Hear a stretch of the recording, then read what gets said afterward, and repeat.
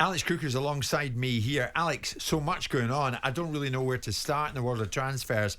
Liverpool are after Southampton's Roméo Lavia. Are they going to get him? I think they might. We're expecting an improved offer. Of course, their initial bid of £35 million plus add-ons was rejected yesterday. We know Southampton's valuation is nearer £50 million, which is a lot of money actually to play for a young player who's effectively a championship player now, but behave. I think we all know he's got Premier League pedigree. And obviously the interesting element here is that if he stays at Southampton, then in a year's time there is the option for him to be brought back by Manchester City for £40 million. So that's the minimum, I think. But they want, with the add-ons, to get it to nearer 50. The player is keen to make the move and go and join Jurgen Klopp. Played in a friendly for Southampton last night, but I think this one could well accelerate now. And it's another example of Jurgen Klopp rebuilding that Liverpool midfield. I see. So, all sorts of talk surrounding when are West Ham going to do any business? Because David Sullivan, as you would be there, has got 100 million quid burning a hole in his pocket. At the moment, nothing seems on the horizon, or is it? Are they going to get Scott McTominay through the door? Are they going to get James Ward-Prowse through the door? Well, conversations have taken place with both Southampton and Manchester United in terms of how much they would want for those two players. We know that £25 million wouldn't be enough to prize James Ward-Prowse away from Southampton. Interestingly, he didn't play in the friendly against Bournemouth last night, but Russell Martin is adamant that he's got a genuine injury and he's going to play at the weekend against Alkmaar, who we've been talking about this morning. Scott McTominay, I don't think he's a player that Manchester United are desperate to sell, but he is a player, I think, if a certain they go number for 40 hit, million, you're driving him there, right? Then I think he would go, because obviously they need to bring in money. That they like Sofiane Amrabat, who we saw at the World Cup with Morocco, so he would be the replacement. But 40 million does seem to be the benchmark. You think that's overpriced, Dara, for Scott McTominay?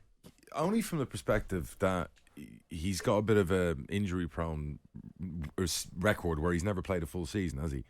I like him when he's in full swing. And he's I think he's a good player. I think he's versatile as well, because he can play centre back. And what I'm saying is, yes, when he's at it for a young player, and obviously you being Scottish and everything, I think he's got a lot of potential.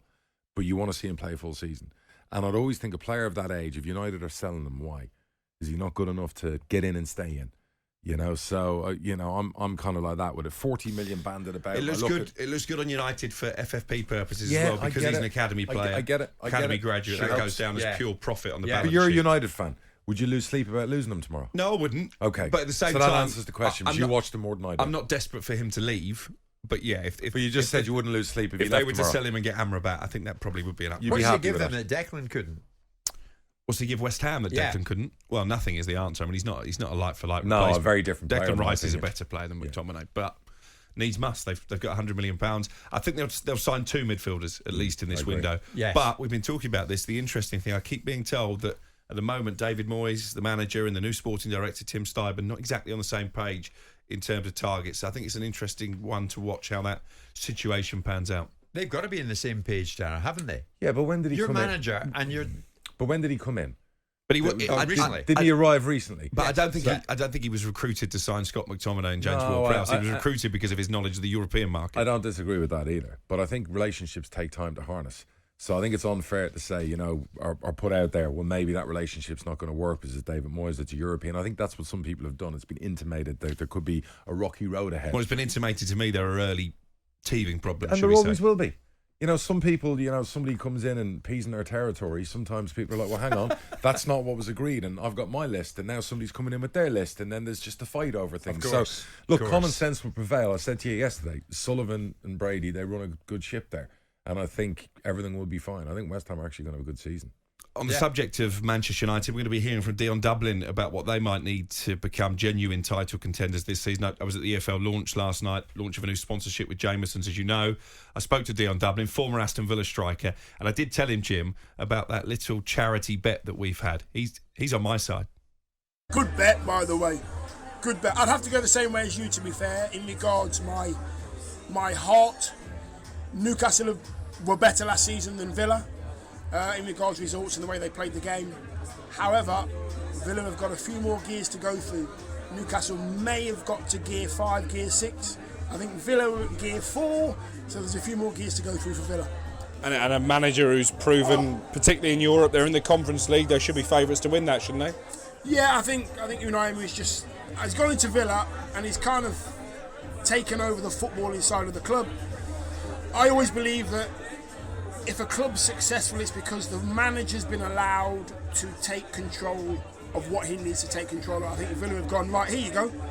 The footballing side's yours, we're not going to interfere. And he's liked it, enjoyed it. Players have got on board, played some really good football. Body language has been very different. And he's got the best out of the individuals. And Villa Park will always be packed. Away allocation will always be taken. Villa's a huge football club. Talk to me about Manchester United. They've done some business. Mason Mount, new goalkeeper in Onana. Do they still need someone in your position? They still need a number 9?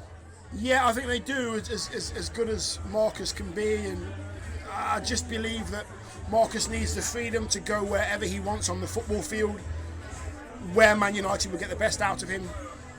You need somebody it sounds stupid this, but it's just going to do very, very little work out of possession. But in possession, stay between the sticks, stay in the box, score goals. Man United have not had a number 9 like that for many years. Get a number 9, an out-and-out number 9, a goal machine, and Man United will be in the picture at the end of the season.